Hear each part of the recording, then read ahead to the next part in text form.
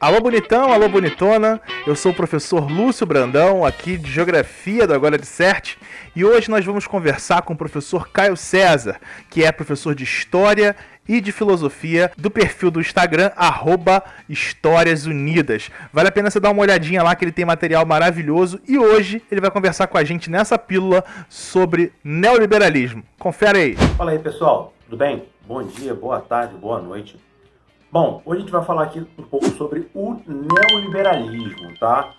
Que é um conceito que gera muita dúvida, né? As pessoas usam às vezes isso como uma crítica pura e simples, outras vezes exaltam, né, esse termo. Bom, então o que é o neoliberalismo? Que tanto se fala na mídia, que cai muito em prova de Enem, especialmente quando nós abordamos aqui a América Latina. Então o que seria esse neoliberalismo? Bom, para a gente entender o neoliberalismo, a gente tem que entender o contexto em que ele se dá, tá? O neoliberalismo ele vai ter duas origens, tá? Ou duas correntes muito fortes, que é a Escola de Chicago, que vai ter como principal expoente o Milton Friedman, e a Escola Austríaca, que vai ter como principal expoente, tá?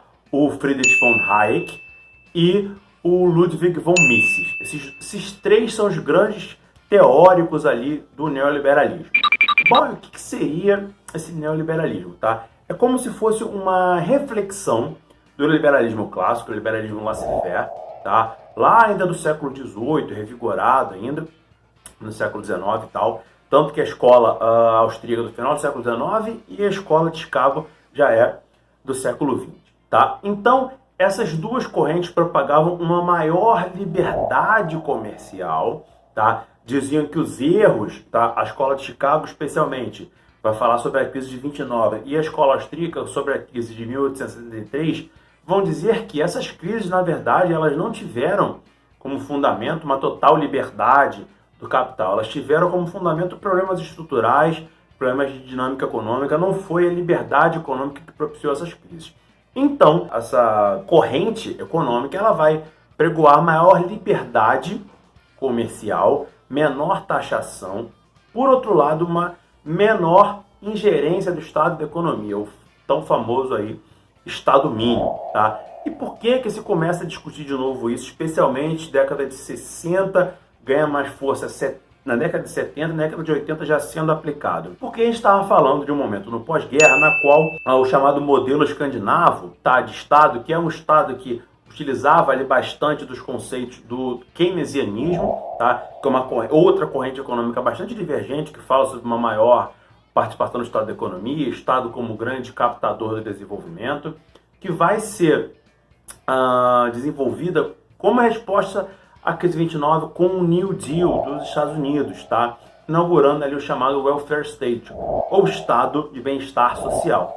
E no pós-guerra, esse modelo ele vai ganhar muita proeminência. Os países europeus, Estados Unidos, países na América Latina, países do terceiro mundo vão utilizar esse modelo, uns mais, outros menos, mas é um modelo na qual há cobranças altas de imposto, porém o Estado fica responsável por várias áreas da vida pública, como saúde, educação, assistência social, segurança pública, infraestrutura, dentre outros, tá? Só que quando esse modelo começa a se esgotar, digamos assim, muito impulsionada pelas crises do petróleo, a crise de 1967 e depois a crise de 1973, tá? Então a gente pode fazer um paralelo de 100 anos da primeira grande crise do capitalismo, da crise de 1873.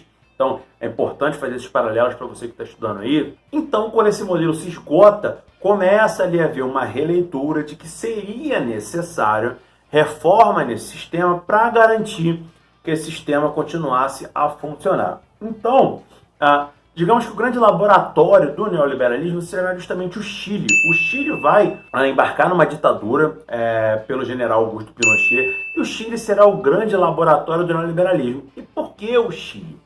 Basicamente porque o Chile ele nunca foi um estado muito com bases sociais, assim, econômicas muito fortes, tá? E ele vivia uma ditadura, a mais violenta, ou uma das mais violentas ditaduras latino-americanas, tá? Então o Chile ele tinha o ingrediente social, especialmente o ingrediente político necessário para essas reformas. Então os chamados Chicago Boys, discípulos, né, do Milton Friedman, vão até o Chile e ali implantam um modelo de reformas econômicas. Dentre esses caras vai ter, por exemplo, quem é o atual ministro da Economia, o Paulo Guedes. Então, o que seria esse modelo? Basicamente, privatizações, tá? Reduzir o papel do Estado da economia, diminuição da carga de impostos, tá?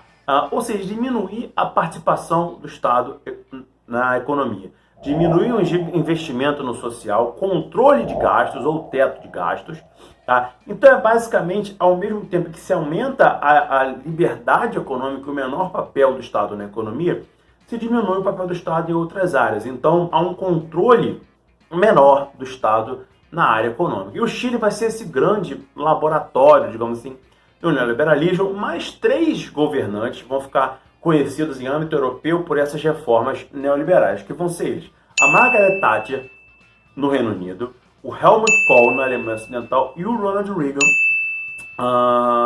nos Estados Unidos. Os 3 vão aplicar essas reformas em maior ou menor grau. E assim, tentar dar um fôlego econômico e também, especialmente no caso do Reagan, isso vai ter um reflexo grande na América Latina, porque eu vou ter o chamado consenso de Washington, na qual essas reformas vão chegar aqui até a América Latina, agora mais inspiradas no modelo assim do Tony Blair, no Reino Unido, e no Bill Clinton, que é um modelo que tinha um assistencialismo, mas ao mesmo tempo tinha ali grandes características neoliberais. E dentre esses modelos vão ficar famosos, por exemplo, Carlos Menem, na Argentina, e Fernando Henrique Cardoso, no Brasil. Ou seja, grande número de privatizações, controles de gastos, apesar de haver um modelo ali de assistencialismo mínimo. Então, é basicamente esse que é o neoliberalismo, ou seja, é uma nova roupagem do liberalismo clássico, porém adequado a características do momento. E como que isso cai